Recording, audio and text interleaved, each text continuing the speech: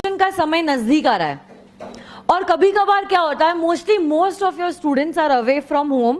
बचपन से तो मम्मी पापा साथ में रहते तो वो कुछ ना कुछ आपको बताते ही जाते कि क्या क्या चीज़ों का ख्याल रखना होता है एग्जामिनेशन के दौरान या एग्जामिनेशन के बस कुछ दिन पहले। बट मोस्टली अब ये जो कल्चर है प्रोफेशनल कोर्सेज का वो ऐसा होता है that you all stay away from your home. तो ये कुछ कुछ छोटी चीज़ें हैं, आप बचपन से शायद जो 15 चीजें मैं बोलूंगी हो सकता है 10 चीजें आप बचपन से सुनते आए होगे, but now as a teacher ये मेरा नैतिक कर्तव्य है कि ये सारी चीजों का रिमाइंडर मैं आपको वापस से दूं, क्योंकि अगर ये चीजें मैंने आपको आज नहीं कही ना, शायद मैं अपने आप को माफ नहीं कर पाऊंगी। तो इसीलिए please listen to me very carefully. आखिरी तक आपका जो कंसंट्रेशन है मुझ पे बना रहना चाहिए और आप सिर्फ सुनोगे नहीं, ये सारी चीज़ों का ख्याल भी रखोगे and you are actually going to follow. देखो बस कुछ ही दिन बाकी रह गए आपके एग्जामिनेशन के लिए और होता क्या है, आप लोग पढ़ाई में इतने उलझे हुए रहते हो कि ये सारी चीज़ों को आप भूल ही जाते हो। क्या है ये सारी चीजें, क्या है ये सारी टिप्स? शुरू करती हूँ विद टिप नंबर 1।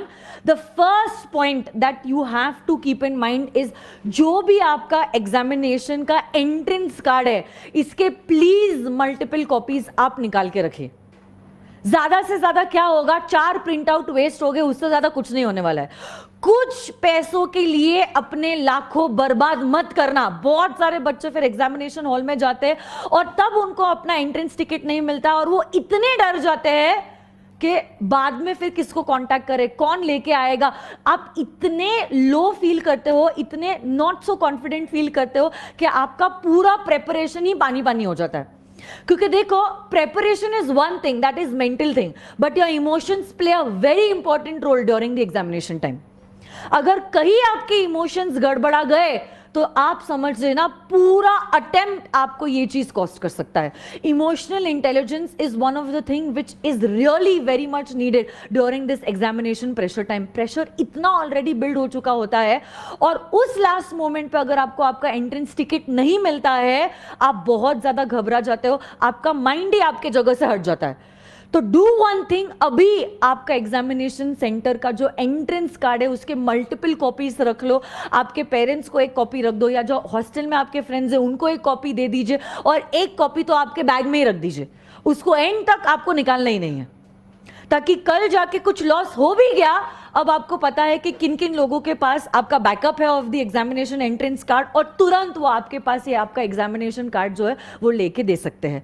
तो फर्स्ट थिंग आपको ध्यान में रखना है, take 3 to 4 copies of your examination entrance card.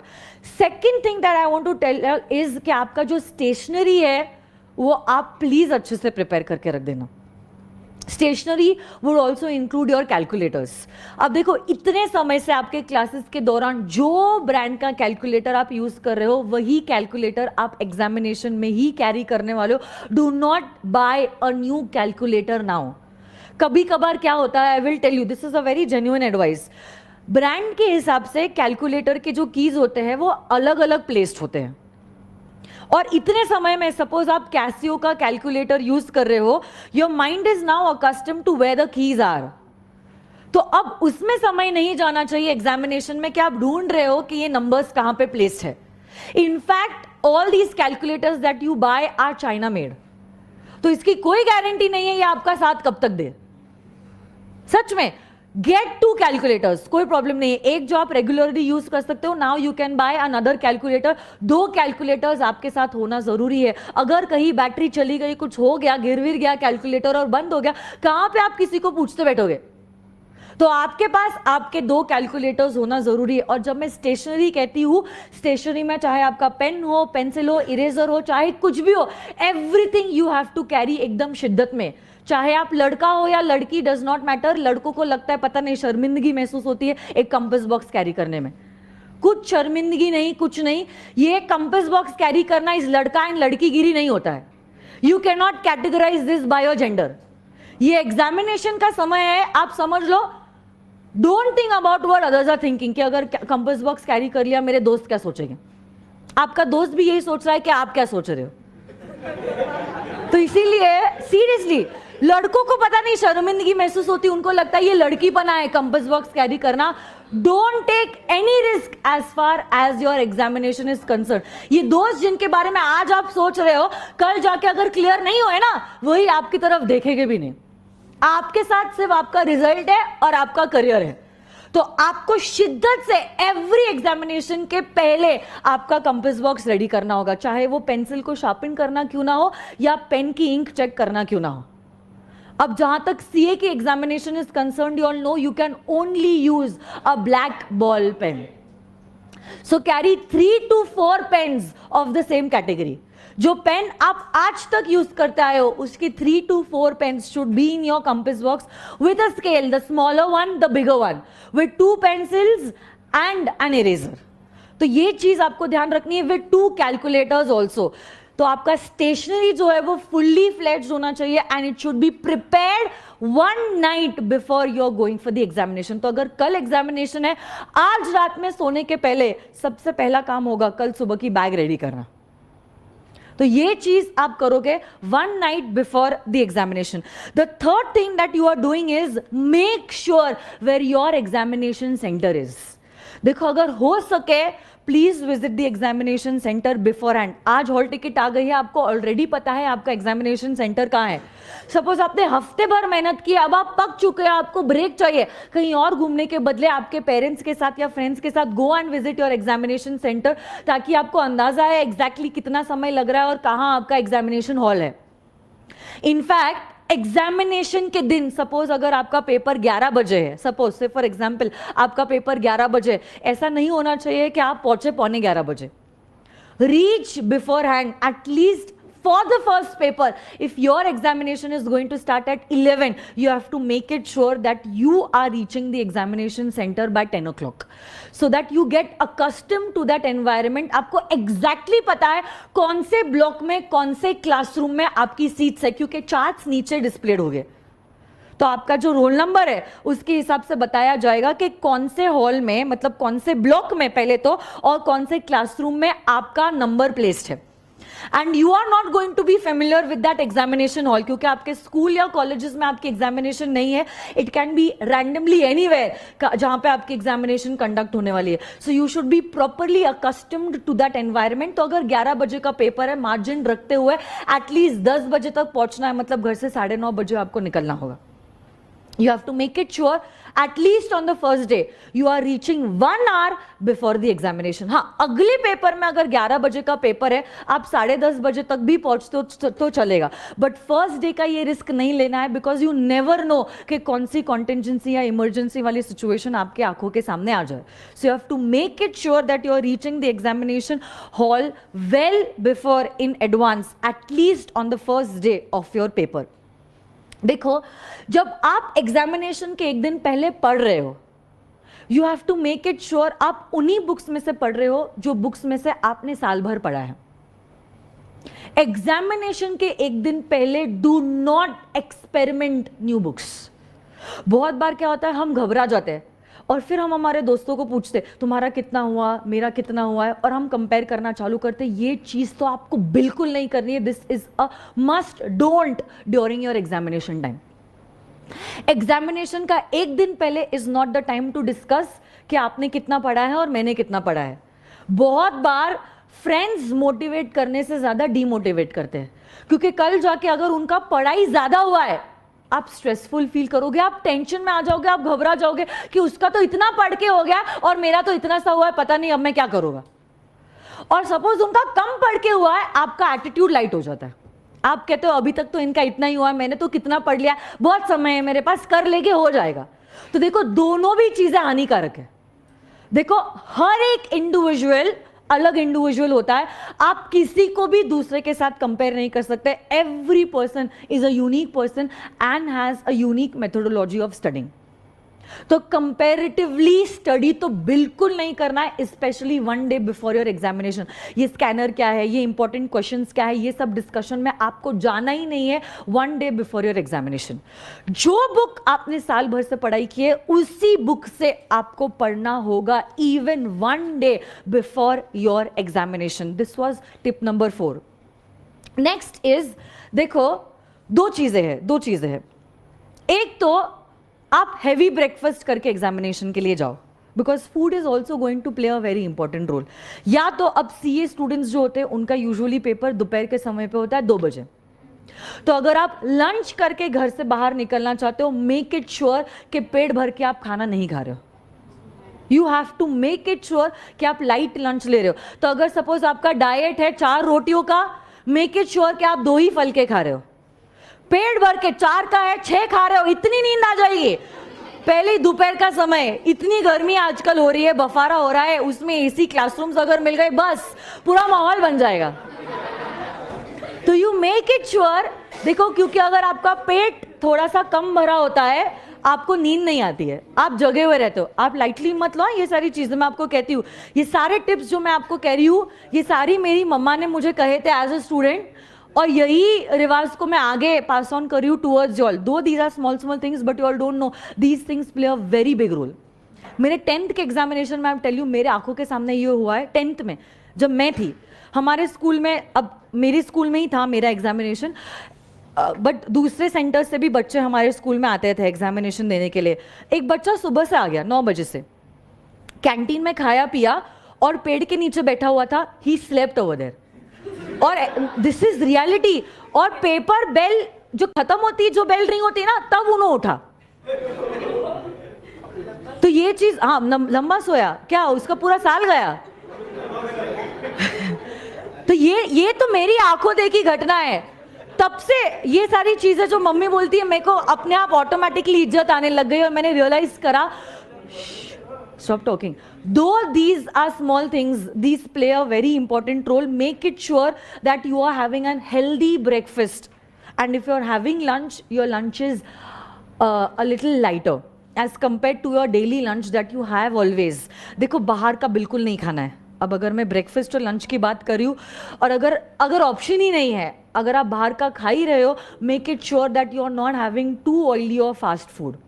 तो चाइनीज़ नूडल खा रहे हो, डीप फ्राइड समोसास खा रहे हो, ये सारी चीज़ें प्लीज़ अवॉइड करना। प्लीज़ मेक इट श्योर कि अगर ऑप्शन ही नहीं है बाहर का आपको खाना है, आप कुछ इडली चटनी खा रहे हो या कुछ पोहा खा रहे हो जो अ लिटिल हेल्दियर है as compare to other dishes, है ना। साथ ही साथ next thing that I want to tell you all is, everyone please maintain silence. सुनो, please carry your own water bottles and साथ ही साथ जो छोटी छोटी गोलियां होती है ना, स्वीट्स, वो भी अगर आप कैरी करना चाहते हो वो आप कैरी कर सकते हो। वो स्वीट से क्या होता है, I will tell you, it is allowed to carry sweets. या तो फिर पानी के बदले नींबू शरबत। ग्लूकोज का लेवल आपका हाई रहेगा तो एनर्जी आपकी मेंटेन रहेगी। आपने लाइट लंच किया है या ब्रेकफास्ट किया है, आपकी एनर्जी डिटोरिएट होती जाएगी। 3 घंटे का कंप्लीट आपका पेपर है and you have to write down continuously for 3 hours. Writing एक पार्ट है, आपका दिमाग कितना यूज हो रहा है, दिमाग यूज करने में एनर्जी कितनी जा रही है। तो when you are eating the sweets, your glucose level is up और आपकी एनर्जी डाउन नहीं होगी, इट विल बी मेंटेन। नींबू शरबत would be the best solution that I can give. तो अगर आप नींबू शरबत कैरी नहीं कर सकते, at least carry your water bottle and some small sweets that you can eat during the examination time, ठीक है। अच्छा सुनो, नेक्स्ट चीज, आपके जो कपड़े हैं एग्जामिनेशन के वक्त, they should be loose and comfortable. वहां पे फैशन करने नहीं आए हो कि किसी को आप दिखाने नहीं आया कि आप कितना भारी दिख रहे हो। You have to make it sure,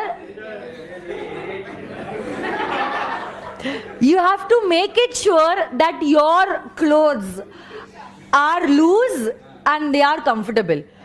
कोई भी चीज ऐसी नहीं होनी चाहिए जो आपका माइंड डाइवर्ट करे ड्यूरिंग द एग्जामिनेशन टाइम। तो अगर लड़कियों की बात है, लॉन्ग इयररिंग्स या bracelets, try to avoid all these things.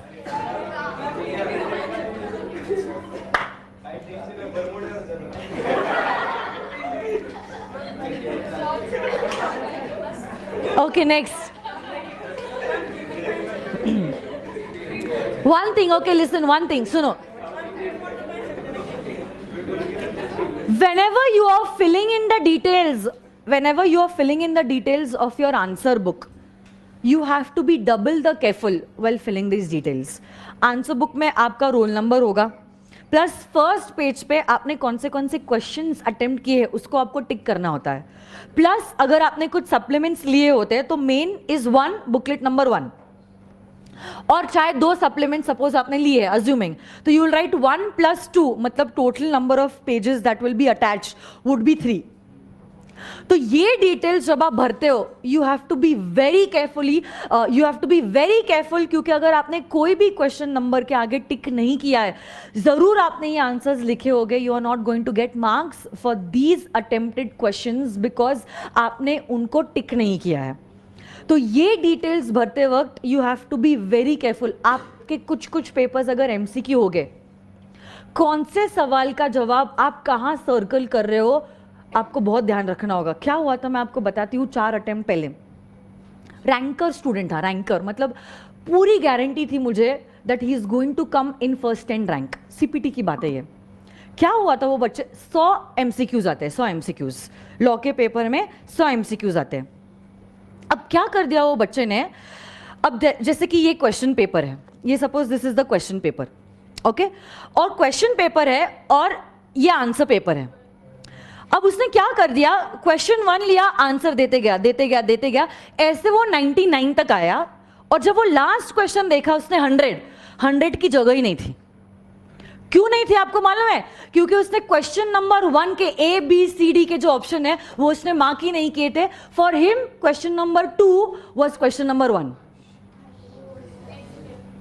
अब आप इमेजिन कीजिए, ऐसा रैंकर स्टूडेंट जो इतना होशियार है ऐसी सिली मिस्टेक अगर कर सकता है, this is a silly mistake, तो अब क्या कहें हम.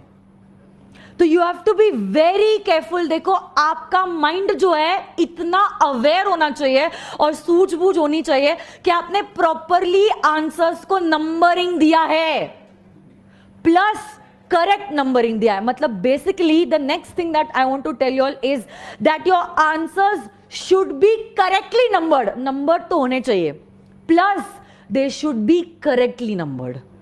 कोई भी answer without the answer number will not be checked by the examiner. तो you have to make it sure कि आपने क्वेश्चन नंबर या तो आंसर नंबर, आपकी जैसी इच्छा, तो आप लिख सकते हो क्वेश्चन नंबर 1 या तो आप लिख सकते हो answer number 1, as you wish. आपने नंबरिंग देके ही आंसर की शुरुआत करी है. Next and the most important thing, आपकी जो हैंडराइटिंग है it should be at least reasonably eligible. मैं ज्यादा उम्मीद नहीं रख रही हूं कि मोती जैसे अक्षर में लिखिए, बट एटलीस्ट मेरी जो उम्मीद है रीजनेबली एलिजिबल. ऐसा नहीं बस लिखने के लिए लिख दिया उर्दू जैसा, क्या लिखा है पता ही नहीं, ऐसा बिल्कुल होना नहीं चाहिए. आपकी writing should be reasonably good. देखो मैं डेकोरेशन नहीं कह रही हूं, डेकोरेशन की बात अलग है. मैं कह रही हूं एटलीस्ट एग्जामिनर को यह समझ में आना चाहिए कि आपने क्या लिखा है. एवरी थ्योरी पेपर में presentation plays a very important role. Yes, फिर भी आप पूछ लो, पता नहीं मुझे, यू जस्ट कंफर्म इट.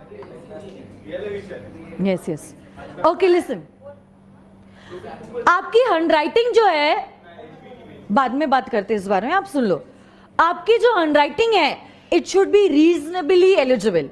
ऐसा नहीं होना चाहिए स्टार्टिंग में एकदम मोती जैसे अक्षर और एंड में क्या लिखा है पता ही नहीं है. तो you have to make it sure that your handwriting is reasonably eligible. जिसमें भी ना हैंडराइटिंग में कभी कभार होता है, when you are using a pen, don't put the cover of that pen on the top of the pen, क्योंकि pen का वेट बढ़ता है. ये छोटी छोटी चीजें हैं but it makes a difference. Make it sure कि आपका जो पेन का कवर है वो साइड में है and you are using only the pen while writing the answers. जितनी लाइट वेट पेन होगी उतना आसान होगा लिखना, उतनी स्पीड जो है वो कैचअप होती है. तो you make it sure that your handwriting is good and your speed is maintained. Why I'm telling you this? Because listen, next thing is that you are supposed to attempt all your answers. सारे answers attempt करना जरूरी है. तो जब आप question number 1 लिख रहे हो तभी आपके माइंड को बोल देना मुझे इतने क्वेश्चंस अटेम्प्ट करने, तो उतनी स्पीड मेरी होनी चाहिए. ये स्पीड अचानक से लास्ट 15 मिनट में नहीं आने वाली है. Right from the beginning you have to maintain your speed. इसी गोल से आपको एग्जामिनेशन में जाना है कि हाँ मुझे सारे के सारे पेपर्स के क्वेश्चन जो है वो अटेम्प्ट करने हैं। एक गलती बच्चे करते हैं कि सारे ऑप्शन के भी अटेम्प्ट कर देते हैं पहले ही। ये गलती बिल्कुल नहीं करनी है। Optional questions are to be attempted at the last, only when you have attempted all the compulsory questions. पूरे कंपल्सरी क्वेश्चंस अटेम्प्ट करने के बाद ही आपको अटेम्प्ट करने होंगे द ऑप्शनल क्वेश्चंस। एक भी आंसर ऐसा नहीं होना चाहिए जो आपने नहीं लिखा है। You have to make it a point that you have written all your answers correctly. The next thing is, last के जो 10 मिनट होते हैं ना, उसमें आपको आपके आंसर पेपर को रिव्यू करना है। मतलब before submitting the paper to that particular examiner you have to review your paper. Review करते करते आपके आंसर्स में जो भी कीवर्ड्स है, जो भी इंपॉर्टेंट वर्ड्स है, आप उनको अंडरलाइन कर सकते हो with a pencil, that is not a problem. But एक बार तो, अगर 10 नहीं तो 5 minutes, last 5 minutes has to be dedicated only for rechecking the answers that you have written, जिसमें आप देखोगे सारे क्वेश्चन नंबर के आंसर्स आपने लिखे हैं या नहीं, करेक्टली आंसर्ड है या नहीं, मतलब करेक्टली आपने आंसर नंबर लिखा है या नहीं। फर्स्ट पेज पे जहाँ पे अटेम्प्टेड क्वेश्चन का कॉलम है वहाँ पे आपने टिक मार्क किया है या नहीं। रोल नंबर 2 बार चेक कर लेना, रोल नंबर कोई प्रॉब्लम नहीं है, पहले भी और बाद में भी रोल नंबर सही से लिखा है या नहीं। सप्लीमेंट टाई करोगे तो देखो स्टेशनरी में one more thing I would like to add is a stapler. तो स्टेपलर प्लीज लेके जाना, जस्ट इन केस अगर आपको कोई भी पेपर में स्टेपलर की जरूरत महसूस हो गई, you don't have to beg somebody else, वो टाइम वेस्ट नहीं होना चाहिए। You carry your own stapler, you can staple your supplements, और सप्लीमेंट्स टाई करने के बाद तुरंत इमीडिएटली हाथों हाथ लिख देने का कि कितने सप्लीमेंट्स आपने लिए, तो टोटल नंबर ऑफ शीट्स कितनी हो जाएगी। मेन 1 बुकलेट, और अगर सपोज 2 लिए तो total 1 + 2 would be equivalent to 3। तो last 5 minutes would not be for writing part, it is going to be for all these things. Please okay, keep in mind all these things. एक सबसे important चीज, please, it is a personal request to all of you all, do not take copying risk in a professional examination। मैं seriously आपको बोल रही हूँ, ये personal request है, इसलिए मैंने हाथ जोड़ के आपको कहा है, कॉपिंग रिस्क प्रोफेशनल एग्जामिनेशन में बिल्कुल मत लेना। You have the risk of being suspended for 3 attempts. तो आपकी लग जाएगी, चाहे 4 मार्क कम मिले चलेगा, बट जो भी मार्क्स मिल रहे हैं should be your genuine marks. कोई भी तरीके के कॉपिंग और चीटिंग में आप पकड़े नहीं जाने चाहिए, चाहे वो आपका दोस्त की मदद करना भी क्यों ना हो। नहीं किया दोस्त की मदद चलेगा, क्योंकि दोस्त की मदद करने में अगर आपका 2 साल बर्बाद हो रहा है, आपके 3 अटेम्प्ट्स बर्बाद हो रहे हैं, दोस्त रहा ही नहीं वो दोस्त। ऐसा दोस्त का क्या मतलब जो आपको प्रोफेशनल एग्जामिनेशन में चीटिंग करवा रहा है। तो ना आप किसी की मदद करोगे और ना चीटिंग से आप पास होगे। जो भी हो गया आपके जेन्युइन मार्क्स हो गए, 4 marks come, but you all should be earning these marks with full loyalty. देखो क्लास की बात अलग थी, बट ये जो रिस्क है is a very high risk. आप होशियार बच्चे हो रहे, मुझे आप लोगों को बोलने की जरूरत नहीं है, आप खुद कैलकुलेट कर सकते हो रिस्क और रिटर्न।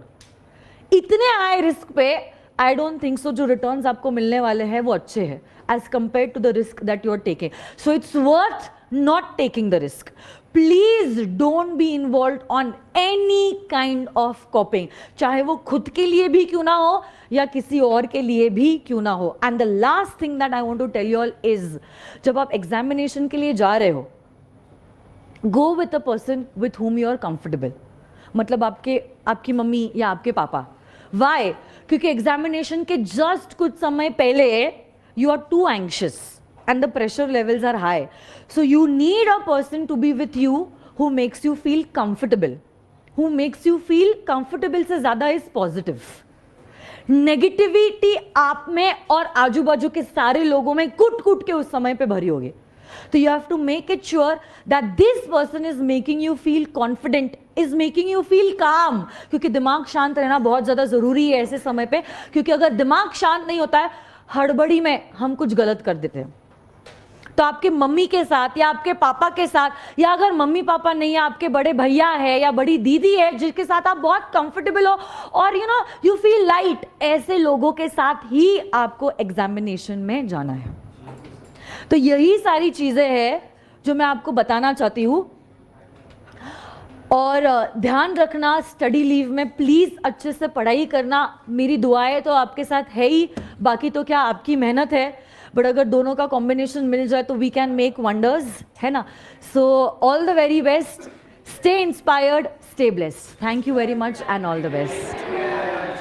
तो अगर ये वीडियो आपको पसंद आया है तो प्लीज़ जो भी आपके फ्रेंड्स हैं या रिलेटिव्स हैं जिसकी एग्जामिनेशन अब नज़दीक आ रही है, चाहे वो कोई भी प्रोफेशनल एग्जामिनेशन हो, बीकॉम की एग्जामिनेशन हो, 10th या 12th की एग्जामिनेशन भी क्यों ना हो, ये वीडियो उस तक ज़रूर पहुंचाना शेयर करके।